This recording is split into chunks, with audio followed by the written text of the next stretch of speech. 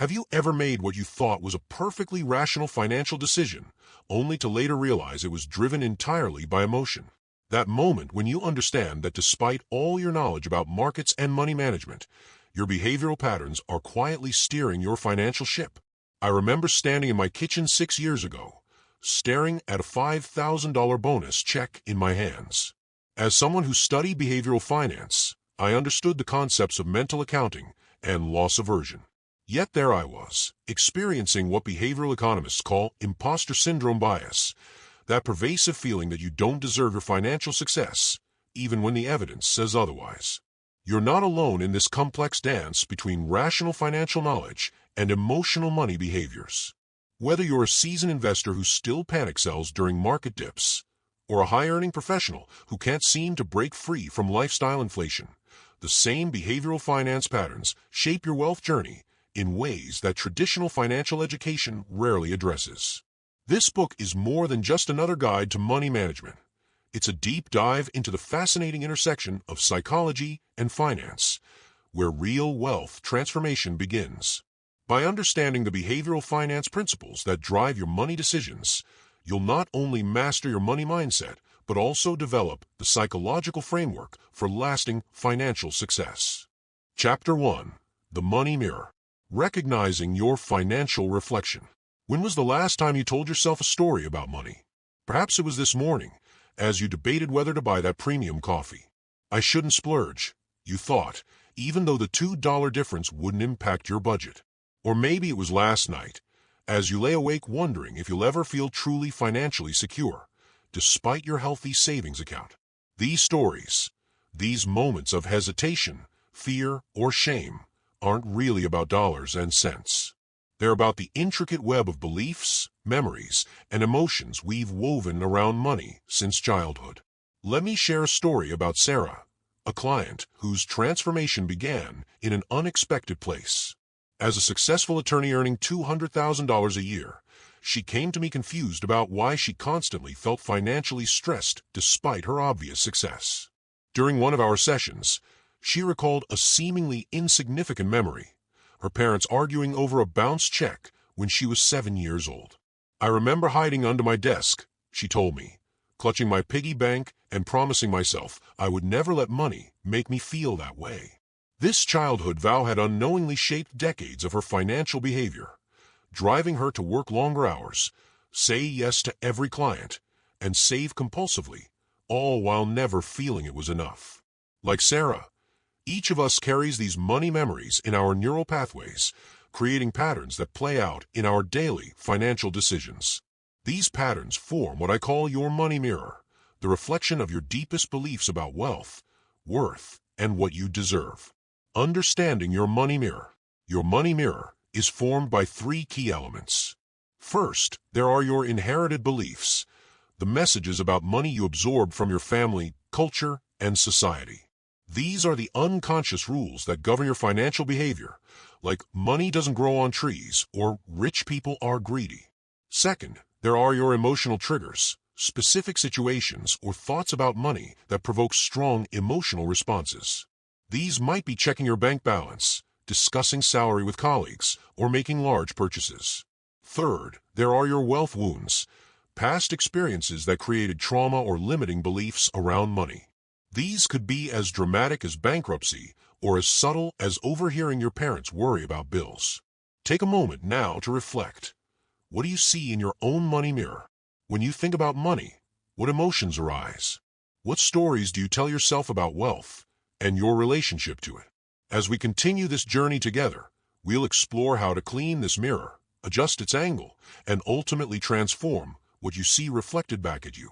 Because here's the truth I've discovered after working with hundreds of clients. Your money mindset isn't fixed. It's a fluid, living thing that can change as you grow in awareness and understanding. Integration. Your first step. Before we move forward, I invite you to take out your journal and explore these questions. What's your earliest memory involving money? How did it make you feel? What's one money story you tell yourself that you suspect might not be true? If your relationship with money were a relationship with a person, how would you describe it?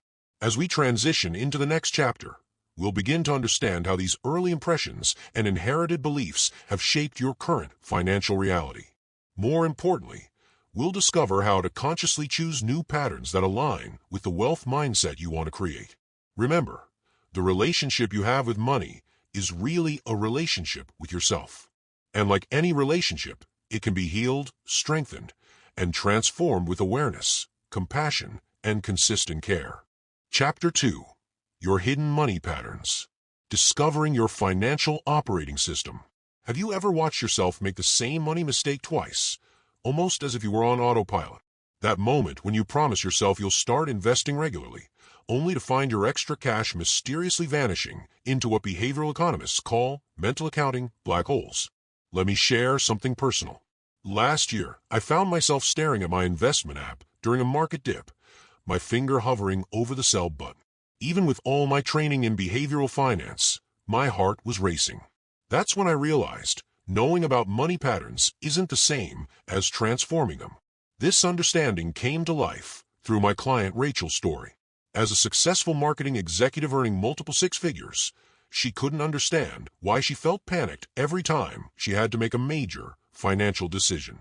It's like there's this voice in my head, she told me during one of our sessions, telling me I'm one wrong move away from losing everything. As we explored deeper, Rachel remembered something seemingly simple: watching her parents lose their restaurant during the 2008 financial crisis. She was 12 at the time. We went from having family dinner at our own restaurant to eating mac and cheese at home, she shared, her voice quiet. I promised myself I'd never be financially vulnerable again. This childhood vow had created what I call a financial operating system, an unconscious set of rules governing every money decision she made. It kept her in a constant state of financial anxiety, despite her objective success. Understanding your money code. Your financial operating system runs on three core elements that behavioral finance has helped us understand. First, there are your money scripts, those unconscious rules about wealth that play in the background of your mind. Like a computer program running silently, they shape every financial choice you make. Second, there are your emotional triggers, specific situations that activate your financial stress response. These might be as simple as opening a bill or as complex as negotiating your salary. Third, there are your behavioral patterns, the actual actions you take with money, often on autopilot, that either build or limit your wealth. Take a moment now to pause and reflect. When you think about money decisions, where do you feel it in your body? What automatic thoughts arise? These physical and mental responses are your financial operating system at work. The path to reprogramming. Rachel's transformation began with a simple but powerful exercise I'd like to share with you now.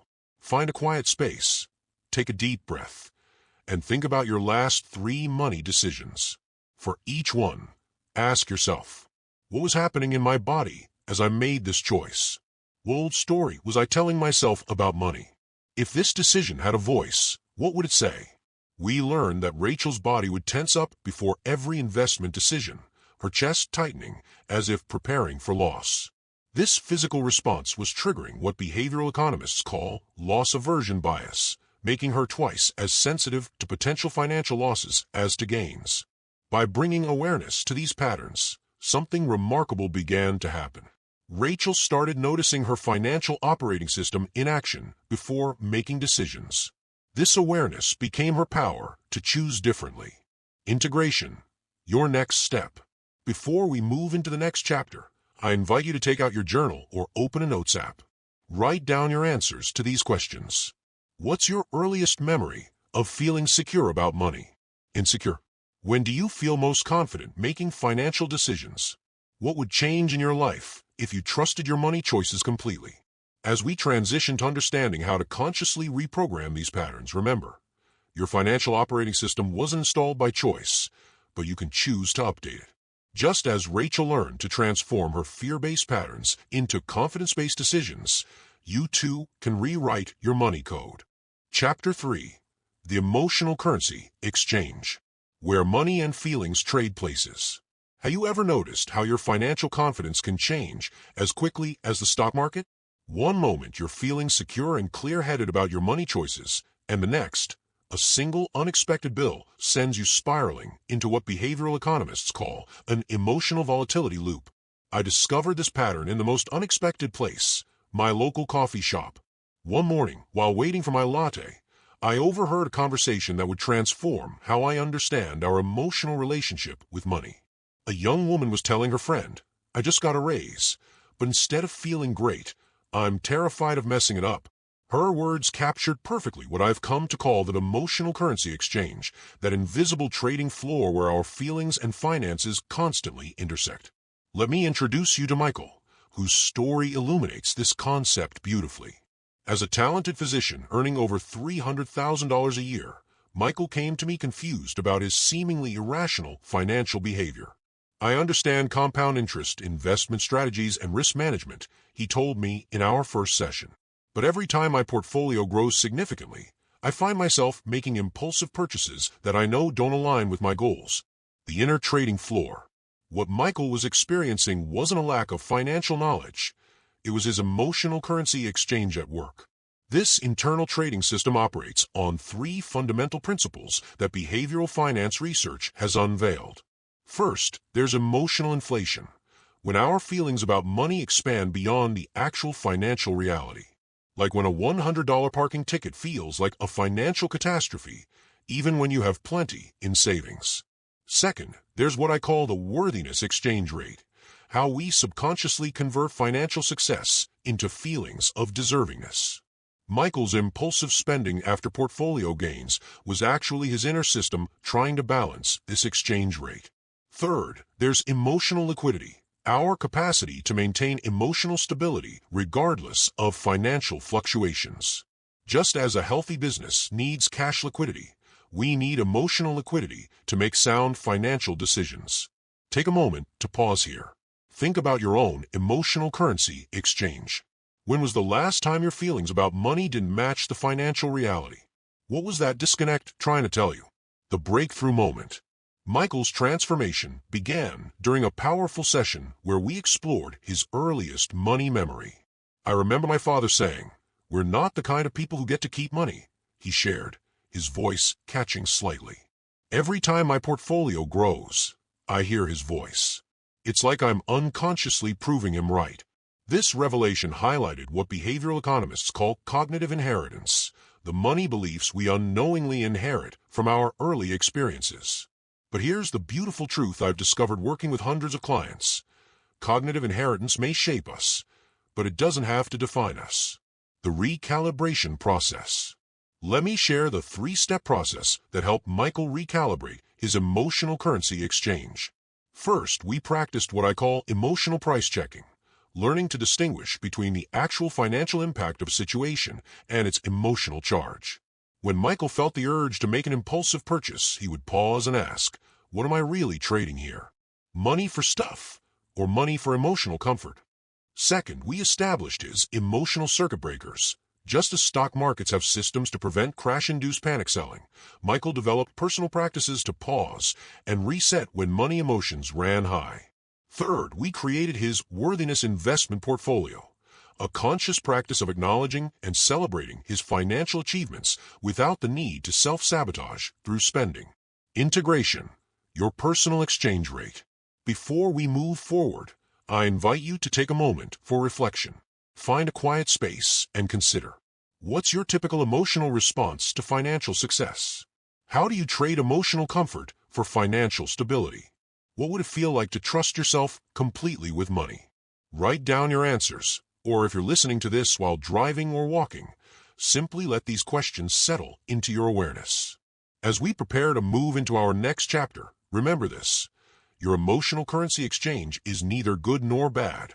It's simply information. Like Michael, who eventually learned to transform his father's limiting belief into fuel for generational wealth building, you too can recalibrate your emotional trading system to support rather than sabotage your financial success. Remember, in the world of behavioral finance, understanding your emotional patterns is just as important as understanding market patterns. Your feelings about money are valid data points on your journey to financial mastery. Chapter 4. The Wealth Identity Shift. When your money story changes, everything changes. Have you ever noticed how lottery winners often end up broke, while some people seem to rebuild their wealth no matter what setbacks they face? What makes this difference isn't just financial knowledge. It's what behavioral economists call your wealth identity, the deep internal blueprint that determines your financial ceiling and floor. I learned this lesson in the most humbling way. Despite my background in behavioral finance, I found myself repeating a pattern that puzzled me. Every time my investments would cross a certain threshold, I'd find reasons to withdraw just enough to dip below that number. It wasn't until I was sitting with my mentor that I understood why. "What number makes you uncomfortable?" she asked. When I told her, she smiled and said, "That's not your financial ceiling. That's your identity ceiling." Let me share Claire's story, as it perfectly illustrates this concept. A successful entrepreneur who built her company from scratch, Claire came to me confused about why she couldn't break past $2 million in revenue, despite clear market opportunity. "It's like there's an invisible force field," she explained during our first session. "Every time we get close, something goes wrong, or I make decisions that keep us just below that number." The identity architecture. What Claire was experiencing wasn't bad luck or lack of skill. It was her wealth identity at work. Through years of research in behavioral finance and working with clients, I've discovered that our wealth identity operates on 3 distinct levels. First, there's your money set point. Like a thermostat, this is the level of wealth where you feel most comfortable. Push past it, and your unconscious behaviors will work to bring you back down. Drop below it, and you'll feel motivated to recover. Second, there's your prosperity persona, the story you tell yourself about who you are in relationship to money. Are you the person who always finds good deals, or the one who can never quite get ahead? This narrative shapes your financial reality more than any spreadsheet ever could. Third, there's your wealth window, the range of financial success you believe is possible for you. Think of it like a window in your house. You can only see the opportunities that fall within its frame. Take a breath here. Think about your own wealth identity. What's your current money set point? What story do you tell yourself about your relationship with money? How wide is your wealth window? The transformation trigger. Claire's breakthrough came during an exercise I call identity archaeology. We dug into her family's financial history, and she remembered something crucial. Her parents, both teachers, had always said, $2 million is what greedy people earn. This unconscious belief had created what behavioral economists call a moral money ceiling, a point beyond which financial success feels ethically uncomfortable. This revelation led to what I consider the most important moment in any financial transformation, the recognition that your wealth identity is learned, not fixed. Just as Claire had unconsciously learned to cap her success at $2 million, she could consciously learn to expand that ceiling. The identity expansion process. Let me share the 3-phase process that helped Claire and countless others expand their wealth identity. First, we practice identity awareness, learning to recognize when your current wealth identity is making decisions for you. For Claire, this meant noticing the subtle ways she would self-sabotage as her company approached the $2 million mark. Second, we develop your new wealth narrative, consciously creating a bigger story about your relationship with money that aligns with your true potential. Claire's new narrative centered on how greater success meant greater impact through her company's educational initiatives.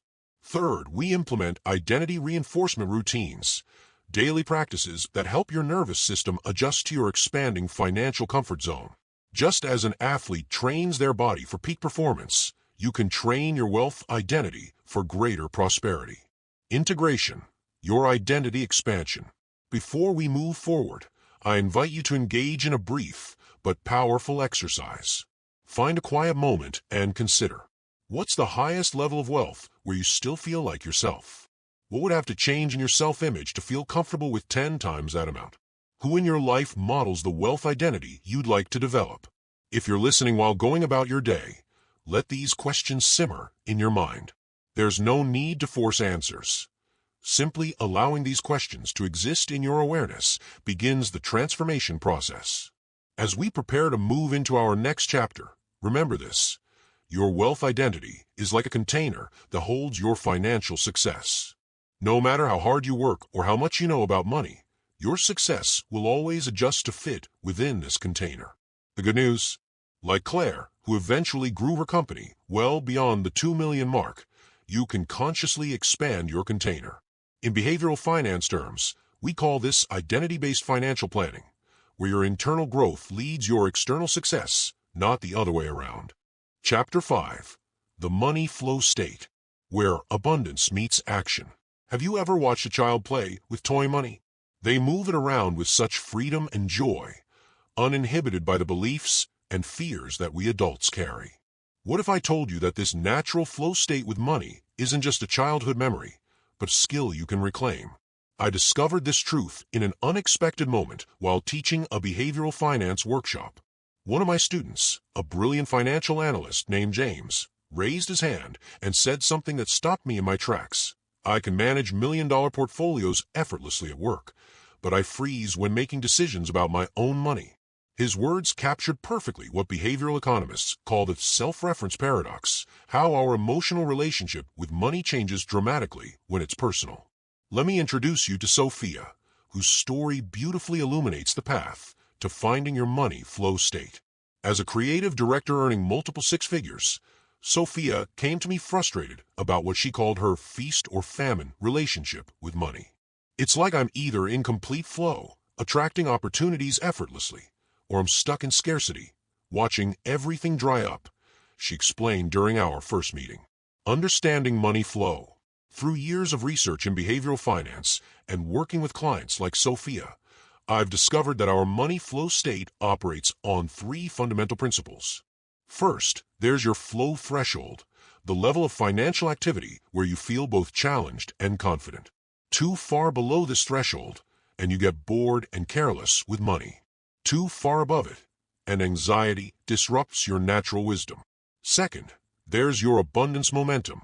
Like a river that gains force as it moves, financial flow builds upon itself.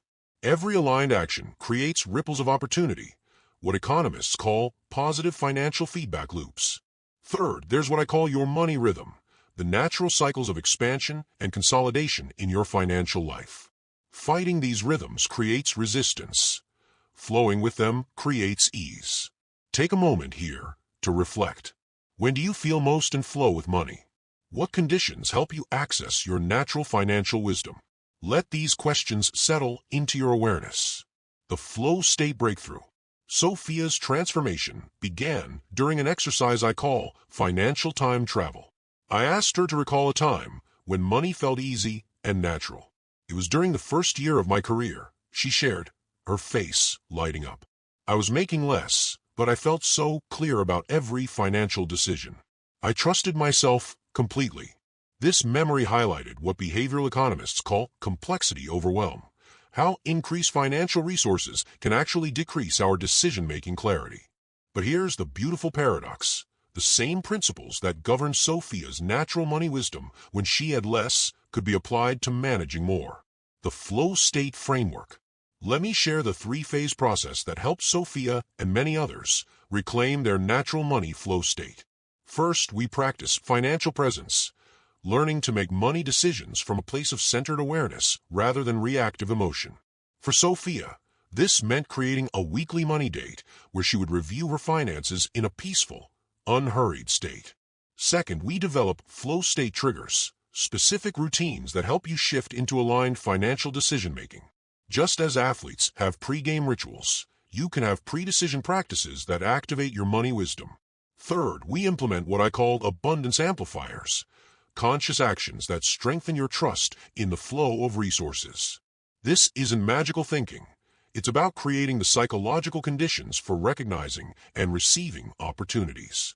Integration, your flow state activation. Before we move forward, I invite you to participate in a brief but powerful exercise. Find a quiet space and consider. When does money feel like a natural, flowing part of your life? What situations tend to disrupt your financial flow state? What would change if you could maintain this flow state even during challenges? If you're listening while moving through your day, simply let these questions percolate in your mind. Your unconscious wisdom already knows the answers. As we prepare to transition to our next chapter, remember this. Your natural money flow state isn't something you need to create. It's something you need to remember. Like Sophia, who eventually learned to maintain her financial clarity even while managing larger sums, you can reclaim your innate wisdom about money. In behavioral finance terms, we call this flow state financing, where your natural intelligence about resources aligns with your expanded capacity to receive them. Chapter 6: The Wealth Ecosystem. Your financial garden of growth. Have you ever noticed how some people seem to have money-growing environments around them? Opportunities find them, deals appear at the right moment, and resources flow naturally in their direction. What if I told you this isn't luck, but rather what behavioral economists call an engineered environment, a consciously cultivated ecosystem for wealth? I learned this lesson in my own backyard, of all places. After years of failed attempts at gardening, I finally consulted a master gardener who told me something profound. You're focusing too much on the plants and not enough on the soil. This simple insight transformed not only my garden, but my entire understanding of wealth creation. Let me share David's story, as it perfectly illustrates this principle. A talented software developer, David had what many would consider the perfect recipe for wealth: high income, low expenses, and strong investment knowledge. Yet he felt like he was pushing a boulder uphill with his finances. "I'm doing everything right," he told me during our first session, "but it feels like I'm fighting against invisible forces." The ecosystem elements. Through deep research in behavioral finance and working with countless clients, I've discovered that our wealth ecosystem consists of 3 vital environments. First, there's your physical money environment, the tangible spaces where you interact with finances. This includes everything from how you organize your financial documents to the apps on your phone's home screen. Second, there's your social wealth environment, the network of people, conversations, and relationships that either nurture or drain your financial growth. Like plants that either support or compete with each other, our financial associations profoundly impact our wealth potential. Third, there's your psychological environment, the internal landscape of thoughts, beliefs, and emotions that create the climate for your financial decisions. This is what behavioral economists call your choice architecture. Take a breath here and look around your immediate environment. What messages about money does it send you? What financial behaviors does it encourage or discourage? The environmental shift. David's breakthrough came during an exercise I call ecosystem mapping. As we charted his daily financial environment, patterns emerged. His workspace, filled with monitors displaying volatile crypto prices, was creating constant anxiety. His social circle, while successful, constantly engaged in what he called stress bragging about money. His phone, buzzing with investment alerts, kept him in a state of hypervigilance. This revelation highlighted what behavioral economists call environmental priming, how our surroundings unconsciously shape our financial behavior. But here's the empowering truth. Once you see these influences, you can consciously redesign them. The ecosystem design process. Let me share the 3-phase process that helped David and many others cultivate a thriving wealth ecosystem. First, we practice environmental auditing, systematically examining and upgrading the spaces where you interact with money. For David, this meant creating a calm, dedicated space for financial decisions, free from market noise and distractions. Second, we implement social garden design, consciously cultivating relationships that support your financial growth while respectfully pruning those that drain your energy. Like a skilled gardener selecting companion plants, you can choose financial mentors and peers who elevate your wealth consciousness. Third, we develop what I call wealth environment rituals, daily practices that maintain the health of your money ecosystem. Just as a garden needs regular tending, your wealth environment requires consistent care. Integration, your ecosystem evolution. Before we move forward, I invite you to engage in a brief but powerful exercise. Find a quiet moment and consider. What in your current environment supports your financial growth? What in your surroundings might be silently sabotaging your wealth? If money were a plant, what kind of environment would help it thrive in your life? If you're listening while going about your day, let these questions gently guide your attention to your surroundings. Notice what you notice.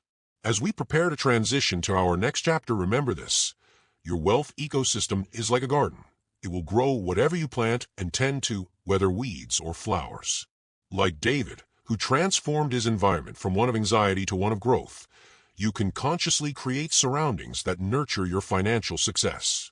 In behavioral finance terms, we call this environmental wealth optimization, where your surroundings become active participants in your financial growth rather than passive containers of your habits. Chapter 7. The Abundance Accelerator. Amplifying your financial momentum. Have you ever noticed how some years seem to compound not just your money, but your financial opportunities? Like a snowball rolling downhill, each success builds upon the last until you're experiencing what behavioral economists call accelerated abundance momentum.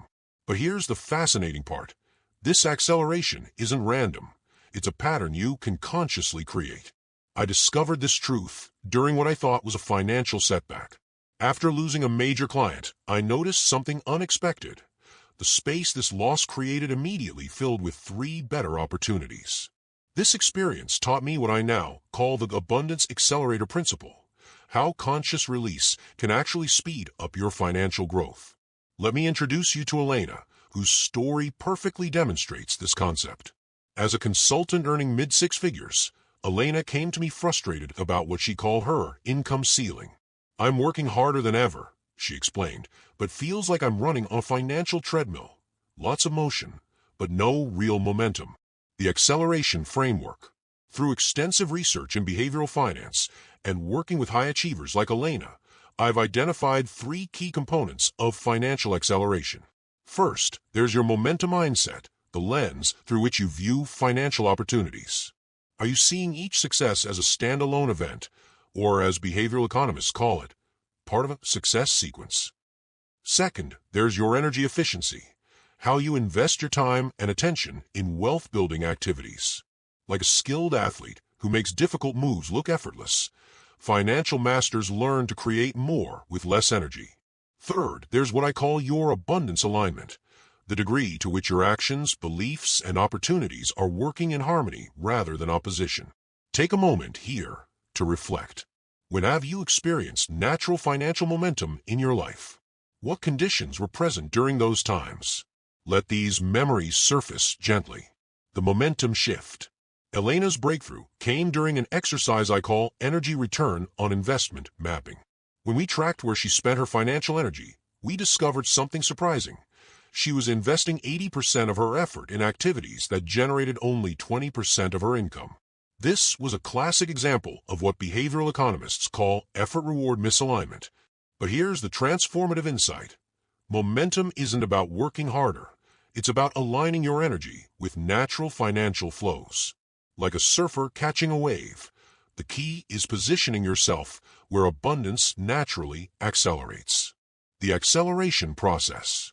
Let me share the 3-phase process that helped Elena and many others activate their abundance accelerator. First, we practice momentum mapping, identifying the activities, relationships, and opportunities that naturally create financial velocity in your life. For Elena, this meant focusing on her highest impact client work while gracefully releasing energy-draining projects. Second, we implement acceleration anchors, specific practices that help you maintain momentum even when external circumstances shift. Think of these as your financial stabilizers, keeping you balanced as you gain speed. Third, we develop what I call abundance amplification routines, daily actions that systematically increase your capacity to receive and create wealth. Like a cyclist training for a race, you're building your financial acceleration muscles. Integration, your acceleration activation. Before we move forward, I invite you to participate in a brief but powerful exercise. Find a quiet space and consider, where in your financial life do you feel natural momentum? What activities or situations seem to slow your wealth acceleration? If your financial energy were a river, where might it be meeting unnecessary resistance? If you're listening while moving through your day, let these questions echo in your awareness. Your intuition will begin processing them even before you consciously engage. As we prepare to transition to our next chapter, remember this. Your capacity for financial acceleration isn't determined by external circumstances, but by your internal alignment with abundance principles. Like Elena, who eventually tripled her income while reducing her working hours, you can learn to create momentum that builds upon itself. In behavioral finance terms, we call this accelerated wealth optimization, where each positive financial action creates a multiplier effect, naturally speeding up your journey to greater abundance. Chapter 8, The Legacy Blueprint, Beyond Wealth to Lasting Impact. Have you ever wondered why some family fortunes disappear within 3 generations while others create centuries of positive impact? What separates those who build lasting wealth from those who create temporary abundance? The answer lies in what behavioral economists call legacy thinking, a distinct pattern of financial decision-making that extends beyond personal gain to generational impact. I learned this lesson in an unexpected way during a conversation with my grandmother. She handed me a simple recipe book, worn with age, and said, "This isn't just about cooking. It's about how our family survived the Great Depression." That moment transformed my understanding of legacy.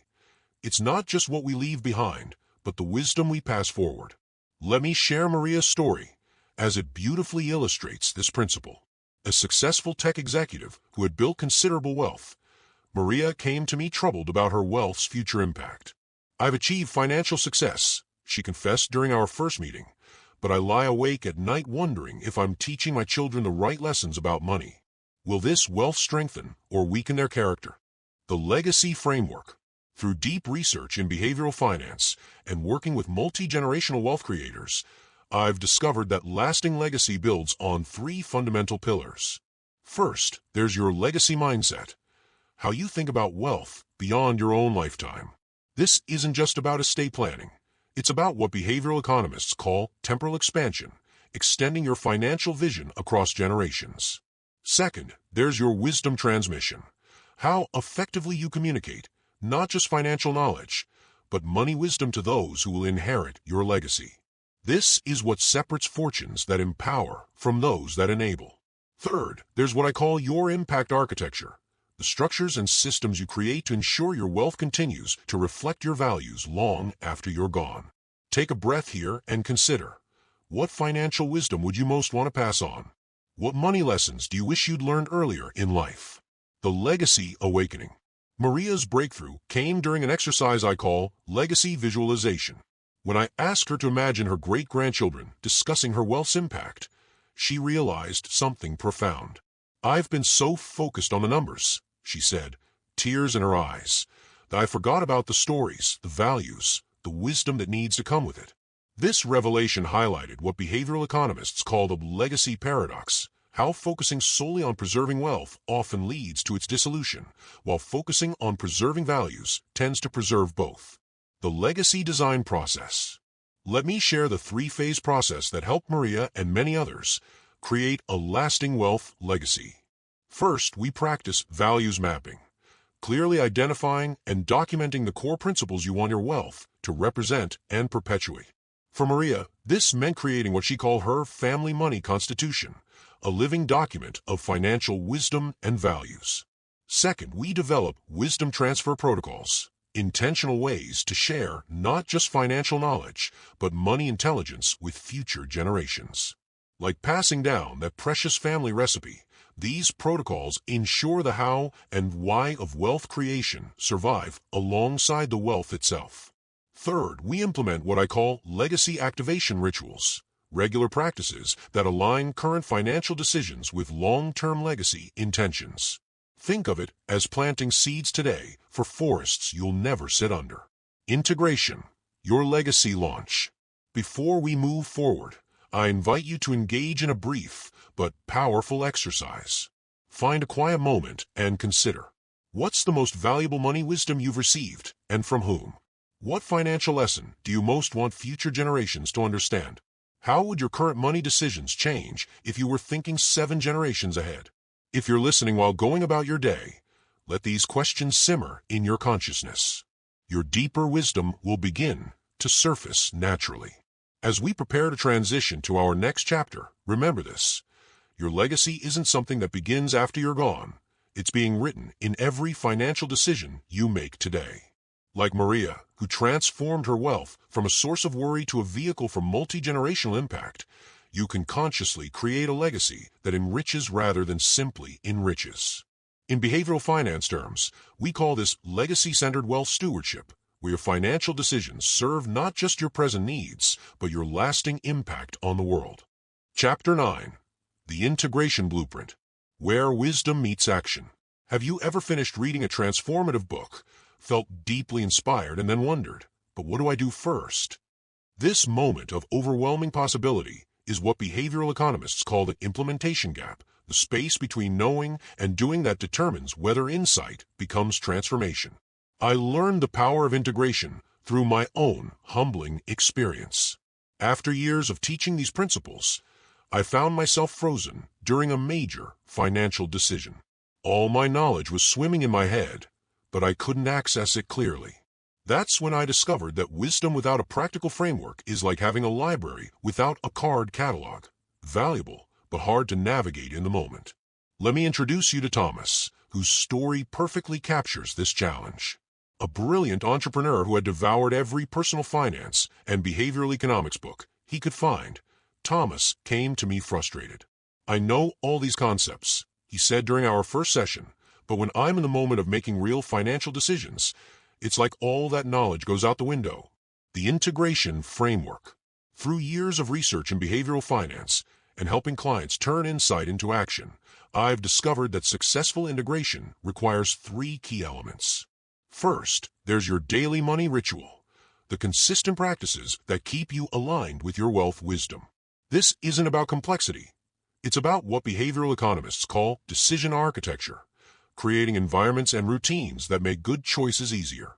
Second, there's your integration dashboard, a personalized system for monitoring not just your numbers, but your behavioral patterns and emotional responses to money. Think of it as your financial consciousness command center.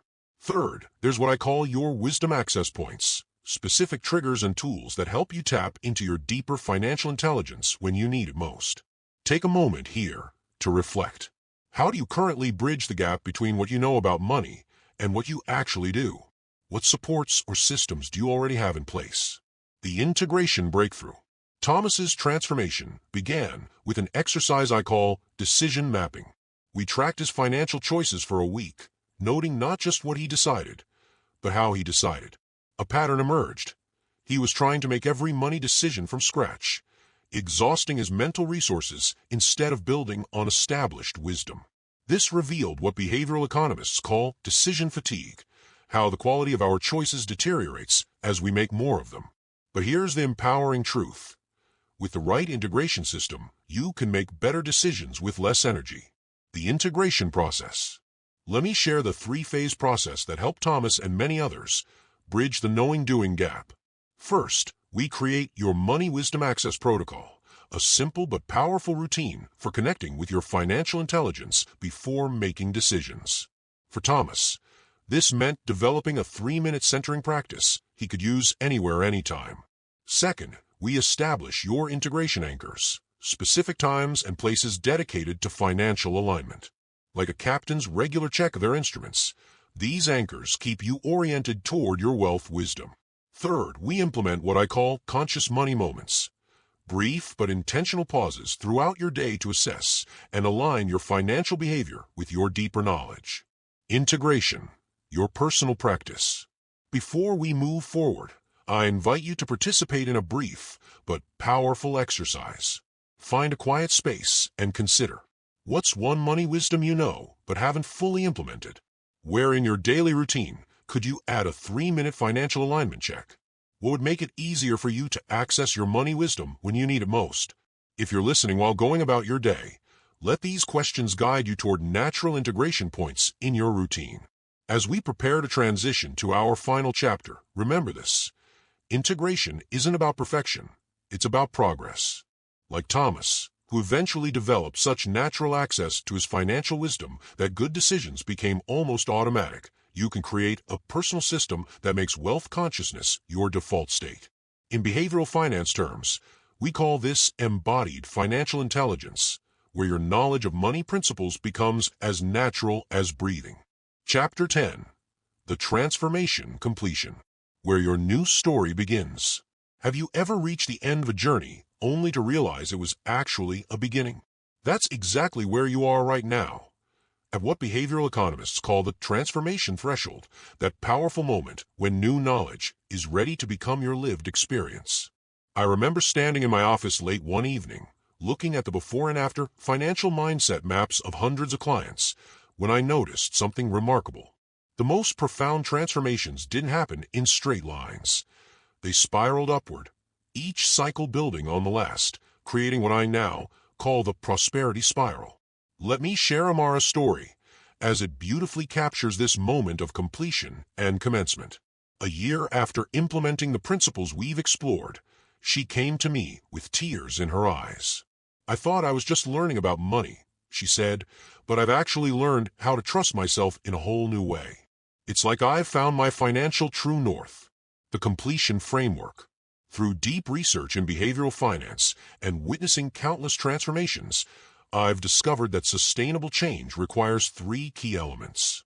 First, there's your integration audit, a clear-eyed look at what you've learned, what you've implemented, and what still needs attention. This isn't about judgment. It's about what behavioral economists call transformational inventory. Second, there's your sustainability structure, the systems and supports you need to maintain and build upon your progress. Like a spacecraft using gravity to slingshot forward, you'll learn to use your momentum to reach new heights. Third, there's what I call your evolution ecosystem, the ongoing practices, relationships, and environments that will continue nurturing your financial growth long after you finish this book. Take a breath here and reflect on your journey through these pages. What insights have most deeply resonated? What changes have you already begun to notice? The transformation integration. Amara's completion process began with an exercise I call wisdom harvesting. We gathered all her insights, breakthroughs, and new patterns into what she called her financial freedom map. This became her personal navigation system for continuing growth. This process highlighted what behavioral economists call the mastery paradox, how true expertise isn't about knowing everything, but about maintaining a learner's mind while implementing what you know. The completion process.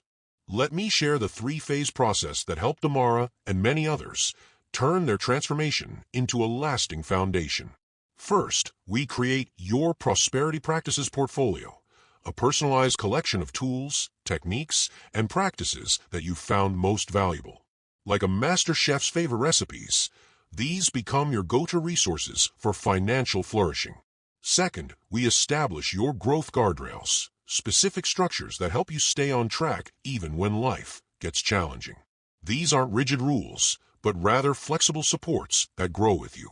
Third, we implement what I call evolutionary experiments, ongoing ways to stretch your financial comfort zone and continue expanding your prosperity consciousness. Integration, your transformation template. Before we complete our journey together, I invite you to engage in one final, powerful exercise. Find a quiet space and consider. What's the biggest shift you've noticed in your relationship with money? Which tool or practice has been most valuable for you? What's the next frontier in your financial evolution? If you're listening while moving through your day, let these questions echo in your consciousness, allowing their answers to emerge naturally. The journey forward. As we come to this completion point, remember, this isn't the end of your transformation. It's the end of the beginning. Like Amara, who went on to create levels of prosperity she hadn't imagined possible, you're now equipped with a deep understanding of behavioral finance principles and practical tools for continuing growth. Your journey forward will be unique to you, but will be built on solid principles we've explored together.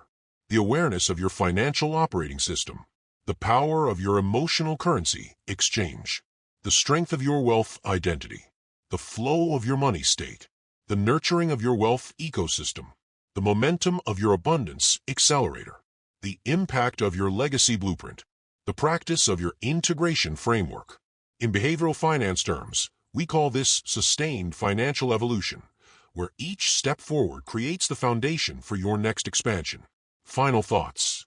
Before we part ways, I want to share one last insight that has proven true across thousands of financial transformations. The greatest wealth you'll create isn't measured in dollars, but in the wisdom you develop and share. Your transformation ripples out, touching lives you may never meet, creating positive change in ways you may never know. Remember, you're not just changing your financial future, you're changing the story of what's possible for everyone your life touches. That's the true power of mastering your money mindset. Thank you for sharing this journey with me. May your prosperity spiral ever upward, and may your wealth serve not just your dreams, but the highest good of all.